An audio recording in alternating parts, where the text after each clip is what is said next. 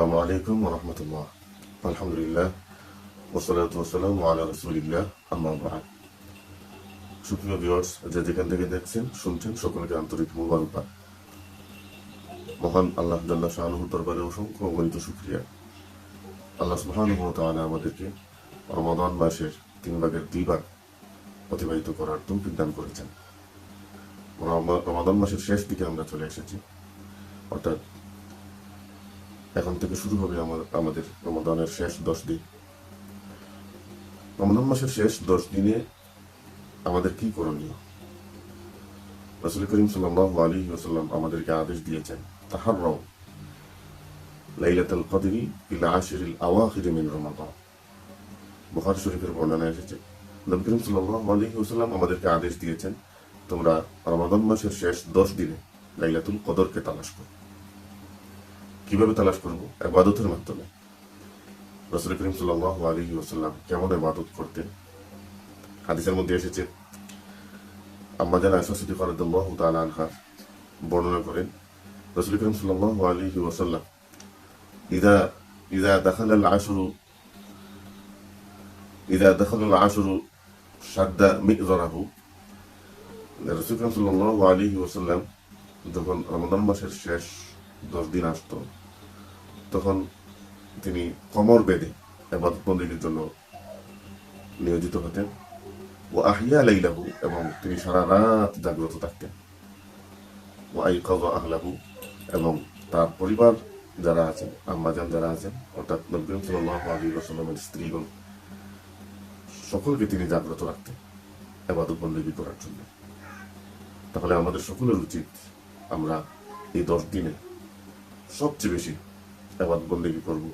আমাদের যত ধরনের সামর্থ্য আছে, আমাদের চেতনা শক্তি, ইমানি শক্তি, শারীরিক শক্তি, সব কিছু উজাড় করে আমরা আল্লাহর দাসত্ব করব, আল্লাহর গোলামি করব, এবং আমাদের পরিবার পরিজনদেরকেও আমরা এই 10 দিনে ইবাদত বন্দেগী করার জন্য উদ্বুদ্ধ করব। সুপ্রিয় ভিউয়ার্স, নবী করিম সাল্লাল্লাহু আলাইহি ওয়াসাল্লাম এই শেষ 10 দিনে কেমন ইবাদত করতেন তার প্রসঙ্গে মুসলিম শরীফের একটি হাদিস, ইয়াজতাহিদু ফিল আশরিল আওয়াখিরি মা লা ইয়াজতাহিদু ফি গায়রি। যে রমাদান মাসে রাসূল সাল্লাল্লাহু আলাইহি ওয়াসাল্লাম যেভাবে ইবাদত বন্দেগী করতেন, অর্থাৎ রমাদান মাসের শেষ 10 দিনে যেভাবে ইবাদত বন্দেগী করতেন, আর কোনো মাসে কোনো দিনে এমন ইবাদত বন্দেগী তিনি করতেন না। আমাদের আয়েশা সিদ্দিকা রাদিয়াল্লাহু তাআলা আনহা এই হাদিসটি বর্ণনা করেছেন। সুপ্রিয় ভিউয়ার্স, আমরা এই শেষ 10 দিনে লাইলাতুল কদরকে তালাশ করব ইবাদতের মাধ্যমে। এজন্য নবী করিম সাল্লাল্লাহু আলাইহি ওয়াসাল্লাম যেভাবে ইবাদত বন্দেগী করেছেন, আল্লাহ রাসূল সাল্লাল্লাহু আলাইহি ওয়াসাল্লাম রাতে জাগ্রত থেকে তিনি নামাজ পড়েছেন, আল্লাহর জিকির আজকার করেছেন, পবিত্র কোরআন তিলাওয়াত করেছেন। ঠিক একইভাবে আমরাও রাত জাগ্রত থেকে এভাবে আমরা ইবাদত বন্দেগী করব। আর আরেকটি উপায় হচ্ছে এই শেষ 10 দিনে ইতিকাফ করা। ইতিকাফ করলে আপনার লাইলাতুল কদর ছুটবে না। ইবনে মুনজির এবং শিহাব রহমতুল্লাহ আলাইহি তিনি দুঃখ নিয়ে একটি কথা বলেছিলেন যে বর্তমান মুসলিম উম্মার মধ্যে সবচেয়ে বড় আশ্চর্যের বিষয় হচ্ছে ইতিকাফ ছেড়ে দেওয়া। আজকে মুসলমানদের মসজিদে রমাদান মাসের শেষ 10 দিনে ইতিকাফ করনেওয়ালা মানুষ খুঁজে পাওয়া যায় না। অথচ আমাদের সলফে সালেহিন যারা ছিলেন, তারা ইতিকাফের জন্য মসজিদ খুঁজতেন। কোনো মসজিদে এমনও হতো মসজিদ ভরে গেছে।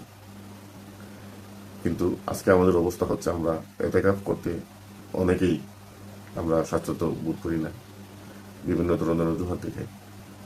আমরা চেষ্টা করব যারা একটু সময় বের করার সুযোগ আছে, আমরা শেষ 10 দিনে আমরা ইতিকাফ করার চেষ্টা করব।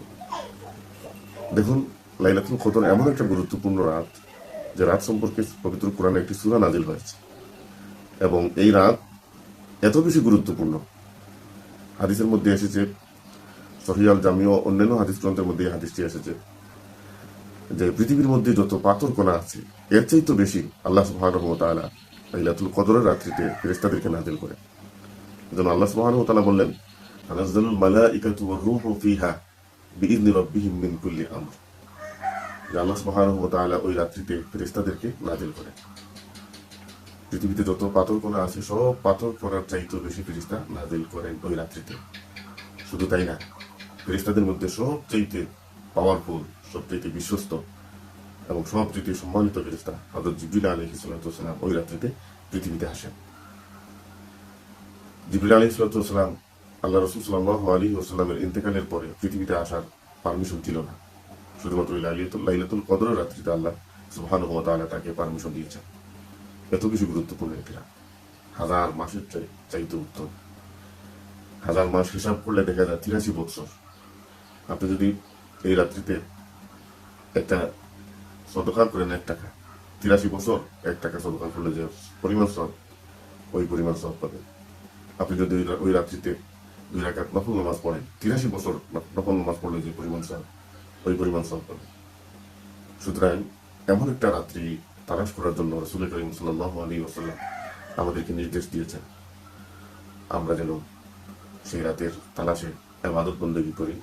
আল্লাহ যেন আমাদের সকলকে, আমাকে সহ মুসলিম উম্মাহকে এই রমাদান মাসের শেষ 10 দিনে লাইলাতুল কদরকে তালাশ করার জন্য বেশি বেশি করে আল্লাহর গোলামি, আল্লাহর ইবাদত বন্দেগী করার তৌফিক দান করেন। সকলে আমরা চেষ্টা করি, আল্লাহ আমাদের যেন তৌফিক দান করে। আমিন। ওয়া আখিরু দাওয়ানা আলহামদুলিল্লাহি রাব্বিল আলামিন।